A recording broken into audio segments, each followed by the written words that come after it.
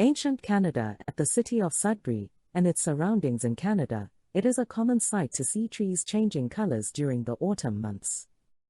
Yet, while containing a cold climate, with upwards of 100 days a year where temperatures never rise below freezing, you might be surprised to learn that this very region once had the exact opposite problem.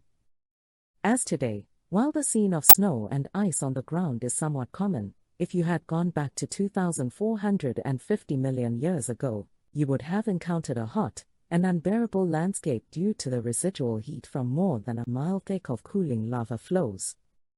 These lava flows were not simply confined to a small area, no, they went on and on as far as you could see.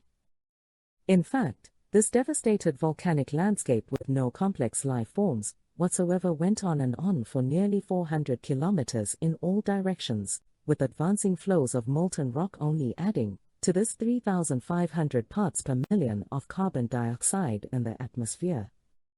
Despite the vast amount of time which has since passed, encompassing nearly 54% of our planet's geologic history, you can still find abundant remnants of this ancient repeated flood of lava in the modern landscape via the thousands of lengthy dikes left behind.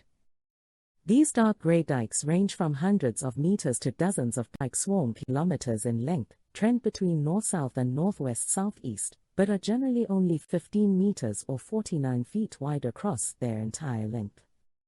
But Ontario and Western Quebec are not the only areas of the world where you can find these very same dikes from this formation, which is known as the Matachewan Dike Swarm. This very same deposit can also be found in far eastern Nunavut, the Black Hills in South Dakota, parts of Wyoming, Montana, Norway, Sweden, Finland, and far northwestern Russia. While these regions are as much as 5,000 miles or 8,000 kilometers ancient Earth apart today, 2.45 billion years ago they were all closely joined as part of a supercontinent known as Kenoland. Originally located at about the same latitude as the very southern tip of modern-day Cuba, these different areas likely joined together in a manner similar to this. At the time, during the Siderian period when the oceans were likely purple, yes, you heard that correctly by the way, a large plume of unusually hot material in the mantle began rising upwards from the lower mantle.